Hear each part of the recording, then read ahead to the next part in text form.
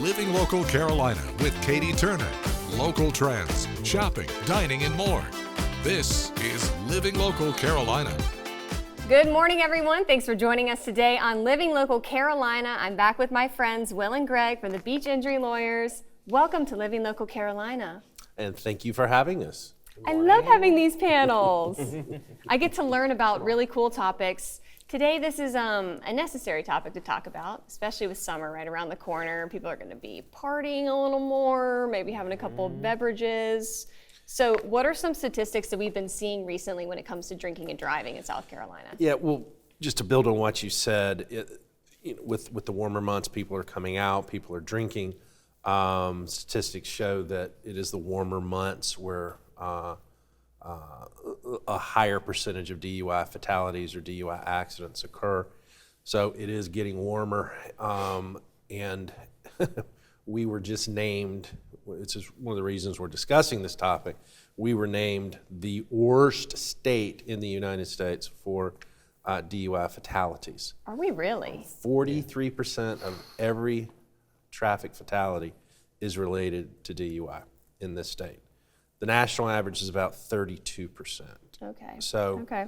Last year there were, I think it was 1,092 fatalities, 43% of which is related to DUIs, which again per capita is crazy. That's for a state the size of South Carolina.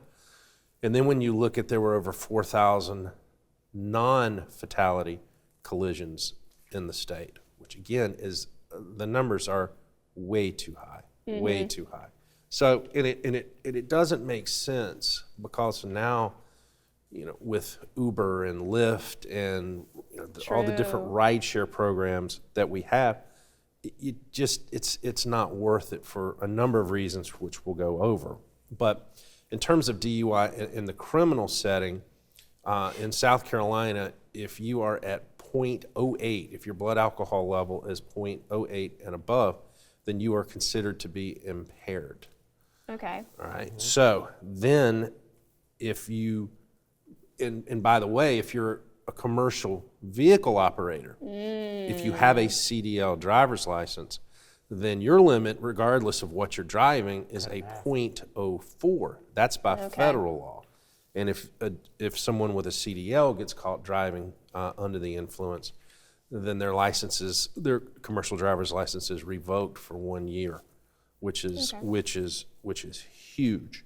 But even if at a 0.08, you are, and I'm going to use my cheat sheet to make sure I get it right, but you are 7 times more likely to have a traffic collision compared to those that are driving unimpaired.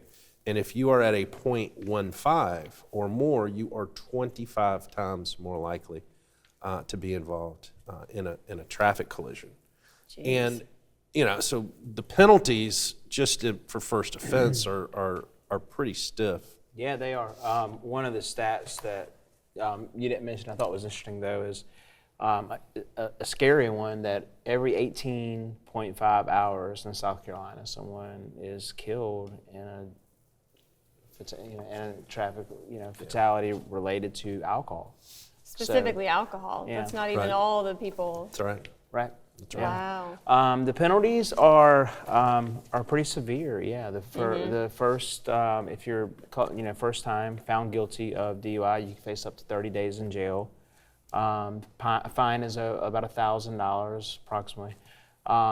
You also are subject to a 6-month suspension, and what's new now is also a 6-month IID, which is the interlock device where you have to get in your car and blow in it. You're subject to that. And SR22 insurance, which is much higher than regular rates. I can imagine that does raise your insurance rates quite a bit. Plus you're required to attend, it's called an ADSAP program. So every county has an ADSAP program. And you go, I think it's an 8-week, I believe it's an 8-week program where you go and, learn about the dangers of alcohol, drug abuse, and you have to successfully complete the ADSAP program if you're going to get your license back. But what we didn't mention was if you hire an attorney to represent you for the DUI, that is expensive. That is a expensive venture. So it's not worth it. All right, well, we're going to put a pin in that real quick. We'll talk more about this after the break, folks, so stick with us.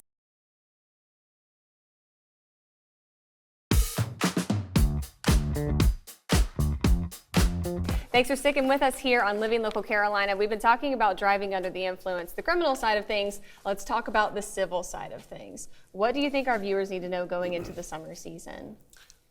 Well, that we love suing DUI drivers. Okay. And most plaintiffs' lawyers do enjoy suing DUI drivers that cause, that cause injuries on the road or, in deaths. So, if you're out driving and you cause a collision, you either didn't yield the right of way or you might have turned left in front of somebody, whatever the case may be, right? So you acted negligently. So as a result of acting negligently and you injure another person, you would be responsible under the law for that person's past and future medical bills, lost wages, loss of earning capacity if they're injured severely, and also any type of future operations or whatever the case may be.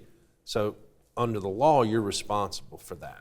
So, but if you are not responsible for, go ahead. right? What you're not responsible for is punitive damages. Oh. So if you're drinking, or we'll take it from the side that we represent, if you were hit by a drunk driver, then on top of the same exact things that Greg just mentioned, the future and past medicals, loss of earning capacity, lost wages, et cetera, you're also on the hook or could be for punitive damages. And punitive damages, I believe that they're normally limited to 3 times your economic damages. Okay. But when there's a DUI, that's not the case. It's Yeah, I mean, South Carolina, during some tort reform legislation, they had, punitive damages are capped at 3 times your compensatory damages, those items that we talked about a second ago, or $500,000. Okay. But if, and as Will said, if you're out driving and you are under the influence and you cause injury or death, then you're going to have the punitive damages on top of everything else. So what does that mean? Well, I mean, for us, your insurance, we're of course going to go after your insurance for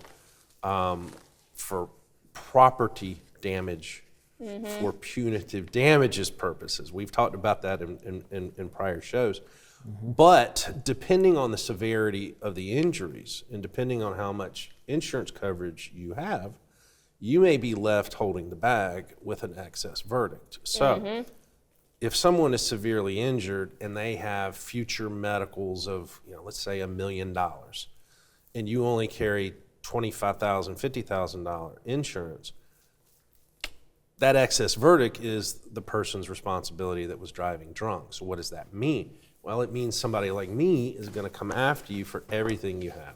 Yeah. Yeah, literally, I'm going to come after you for everything that you have. If you have an extra car, I'm going to try to get it. If you have a boat, I'm going to try to get it. If you, whatever it is that you might have. Do you get it often? Sometimes. Okay. And it depends on what your assets are. Yeah. So when you get the owner of a restaurant chain, to be not named, unnamed, but if you're out drinking and driving and you own a bunch of restaurants in the Horry County area and you have a car in art collection, yeah, absolutely. That'll do it. You are absolutely gonna go after their personal assets because they made the choice to drink and drive, and as a result of that, they severely injured someone. So, it's something to think about. People have the mindset, well, I carry insurance, but that's not necessarily the case. It's not going to save you in a DUI crash that injures or worse, kills someone on the road. Yeah. And South Carolina's not looking too good. No, we're not. No, we're We need to do better we here in don't want South to Carolina. thing we don't want to be first in, but Exactly, yeah, that we're- exactly. So stay off the road Saturday between 6 and midnight during the warmer months. Yeah. Which is really when most of the They can- DUIs occur.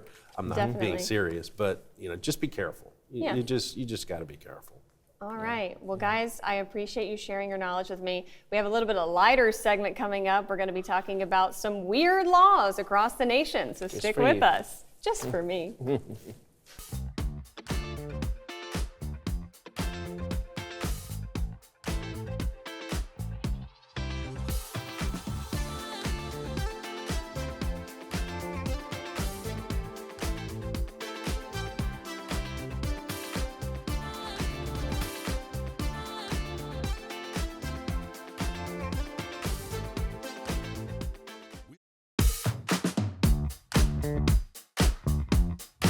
Welcome back to Living Local Carolina. We're talking about weird laws with the beach injury lawyers. No South Carolina laws today, but some other states got some weird stuff going on. We thought it would be interesting to see how the other half live, Yeah, of in course. terms of other states. So there are some interesting laws on the books. Keep in mind, most Yes. of these are old laws that have been on the books Disclaimer. forever, and they're not enforced anymore. Yeah.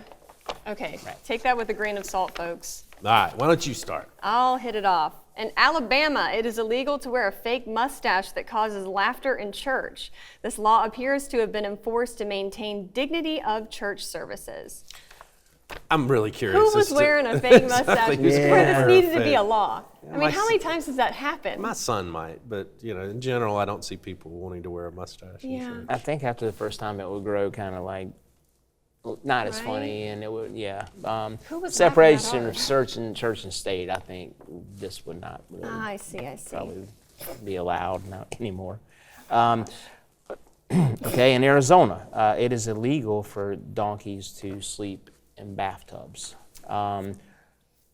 What's up with bathtub The law was law? passed in 1924, so there was a dam that broke and flooded a rancher's property, and it looks like in that home there was a donkey sleeping in a bathtub. Perhaps that was the cause. So, so be No safe. horses be this safe. time. That's Yeah. right. South no horses. Carolina, This one, horses that's right. are illegal, but Be safe. That's right. All right, in Arkansas, you better watch the way you pronounce, and maybe I'm mispronouncing it, but you Yeah. need to watch out how you pronounce Arkansas, because if you mispronounce Arkansas, there's a law that was passed in 1881 that makes it illegal to mispronounce the name of the state. So apparently, it's intended to reflect it's a French pronunciation of a word from the Sioux language. So maybe I need Okay. But anyway, Arkansas. don't mispronounce Arkansas. yeah, I was gonna say it before I Arkansas. read the whole thing. I was gonna say, don't say it. Don't say it now. Can't get us here. Okay, in Colorado, it's illegal to ride a horse while under the influence. Okay. Unlike a DUI in a car, the offender is only charged with a traffic infraction. So it seems like a slap on the wrist, Yeah, in they're- comparison to we other used to have all the circumstances. scooters on the road. Now, about out there, it's Who's just riding Now it's horses? horses. I guess maybe Just that does horses. happen in Colorado. It doesn't happen much around here. I was gonna say. All right, the next one's good. Yeah, okay. So in Connecticut, What? a pickle cannot be legally considered a pickle unless it bounces. So some guys were swindling people by selling them pickles when they were actually just cucumbers. They had not been submerged in vinegar long enough to become an actual pickle. Well, I just So- realized that pickles bounce Yeah, once pickled. I didn't know that either. I know Okay. pasta sticks to walk, but After I saw this, I went home, Did you try it? and my wife Hope loves pickles, like the big pickles, and so I Yeah. actually did it, and they do bounce. The more you know. They do Pickles bounce. Oh, that's amazing. All right, Florida. If an elephant is left in a parking space, the parking fee has to be paid just as it would for a vehicle. Now, seems fair. that law originated back in the 1920s when Ringling Brothers Circus moved their winter operations Yep. to Florida. So apparently, in their operation, elephants would be left on the side of the street, I guess while they're taking them to certain areas, but you still got to pay your parking fee. Okay, that seems fair. Yeah. I agree. Can I just say, There used to be one in, there used to be putting that an out there. elephant in Soxty somewhere. So Oh, I did not hear about that. You know, I have a funny story. Turner says it's a Always. Trump fee. That's what Turner says. My Okay. mother was watching the elephants in Charlotte, North Carolina Uh-huh. in 1965 come to the Coliseum when History. her water broke. And That's then I came along What a shortly beautiful thereafter. story. So I have an affinity Wow. for elephants. Cool. How can people get in contact with you and learn a little bit more about y'all? Give us a call, 843-357-4111. or on the World Wide Web, www.beachinjurylawyers.com. And on IG. I was gonna let you. And I And on IG. The preceding portion of Living Local Carolina is sponsored by Beach Injury Lawyers.